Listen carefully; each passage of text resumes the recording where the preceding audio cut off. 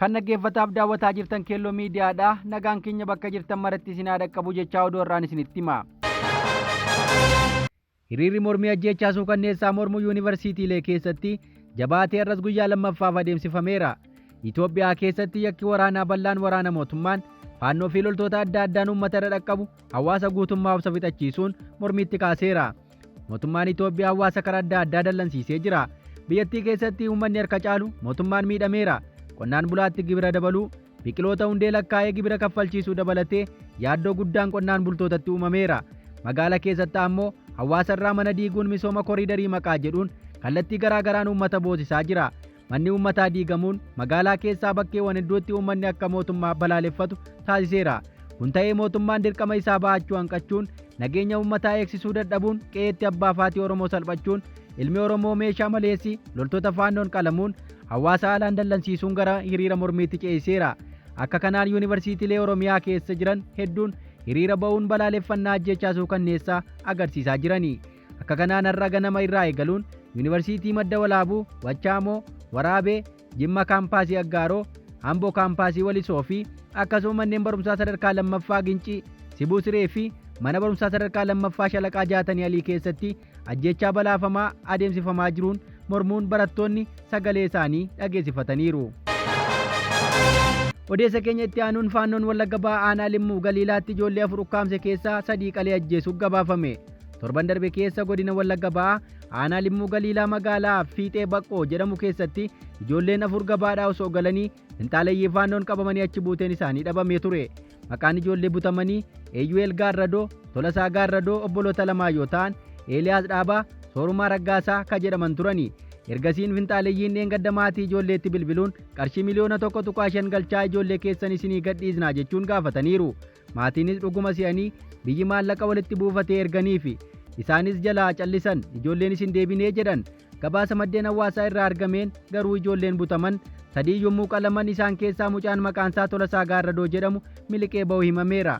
Mucaa miliqee bosona wayii keessa waan badeef uummanni mucaa miliqee argachuuf bosonatti hidhattoota milishaa waliin nammee akka jirus maddeen adda addaa miidiyaa hawaasaan qoodaa jirani. Akka gabaasaaleen jedhanitti ijoolleen 3 faannoon qalamanii reeffi hin argamne. Gabaasuma wal fakkaatuun torbanoota darban keessa achuma Wallagga Ba'aa aanaa Limmuu Galiilaa ganda Lalii Guddinaatti maatiin guutuun mana tokko keessatti jumulaan ajjeefamaniiru.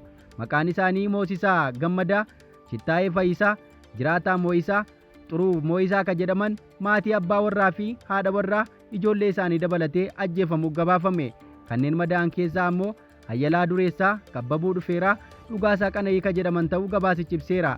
Haalli naannichaa baay'ee yaaddessaa ta'uu gabaafamee jira. Gochi faannoon uummata Oromoo irra gahaa jiru ka daangaa darbe ta'uu gabaasichi ibseera. Odeessa keenya itti aanuun hawaasni Shawaa Kaabaa Salaalee rakkoo waraanaan irra ga'e miidiyaaleetti himatan hedduun isaanii hidhamaa akka jiran barame. Akka maddeen jedhanitti haleellaa meeshaa guddaan hawaasa nagaa irratti mootummaan raawwatamu himame. Uummanni hambaa meeshaa waraanaa itti dhukaafame ol kaa'uun miidiyaaleef yoo himu namoota hambaa meeshaa waraanaa agarsiisuun suurri isaanii miidiyaa irra naanna'aa ture adamsee hawaasa keessaa qabee hidhaa jiraachuu mootummaa gabaafame. Akka kanaan namni meeshaa waraanaa guddaa hawaasni ittiin haleelame baatee agarsiisaa ture qabamee hidhamuuf barameera. Akkasuma hawaasa naannichaa walitti qabuun caasaaleen mootummaa rakkoon qabnuu nagaa qabna jedhaa hiriira ba'aa jechuun doorsisaa akka jiran gabaafameera. Yakka waraanaa uummata irratti raawwataa jiru faana balleessuuf dabballoonni mootummaa dharraa keessatti uummata darraa jiran irraa dararaa akka dhaaban gabaasichi gaafateera. Oduu keenya birootiin kibba Oromiyaa Booranatti waraabessi haadharkaa daa'ima butee osoo hin ajjeesin dirmannaa uummataan lubbuun baraarame.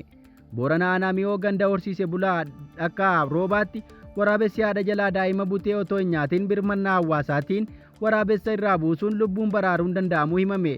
Yeroo gabaasa kana qindeessinetti daa'imni afaan waraabessaa irraa oole hospitaala Yaaballootti yaalamaa akka jiru himame. Kanaan dura Hararge keessatti akkasuma Buraayyuu keessatti waraabessi nama nyaachuun miidhaa geessisaa turuu isaa gabaasuun keenya ni yaadatama. Odeessa birootiin wixineen labsii oomishaalee pilaastikaa yeroo tokkoof qofa fayyadan akka biyyattii hin seenne dhorku paarlaamaatti qajeelfame.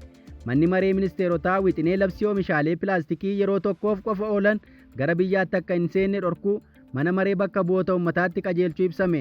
Wixineen labsii kun biyyattii keessatti akkaataa balfa gogaa waliin wal qabuu geejjibsiisuu, kuusuu irra deebiin fayyadamuu fi gatuu irratti sirni akka diriirfamu taasisu ta'uu Daayrekteerri Abbaa Taayitaa Eegumsa Naannoo Lalisee Namee himaniiru. Wixineen labsii gara mana maree bakka bu'oota uummataatti qajeelfame kun mirga lammiileen naannoo qulqulluu fi fayya qabeessa ta'e keessa jiraachuu isaanii mirkaneessu keessatti faayidaa guddaa akka qabus ibsameera. Kana malees sirna balfa gatuu ammayyaa guddina biyyattii, babal'ina magaalotaa fi baay'ina uummataa dabalaa jiru gitu uumuuf ka gargaaru ta'uu laliseenameen EBC'tti himaniiru. Labsichi mana maree bakka bu'oota uummataatiin ragga'ee hojiirra yeroo oolu miidhaa oomishaalee pilaastikaa fayyaa lammiilee fi naannoo irratti geessaa jiran hir'isuuf kan gargaaru ta'us gabaasichi caqasee jira. Oduu keenya dhumaatiin baqattoonni Eertiraa fi Sudaan naannoo Amaaraa keessa qubatanii jiran gara iddoo biraatti akka dabarfaman gaafatanii.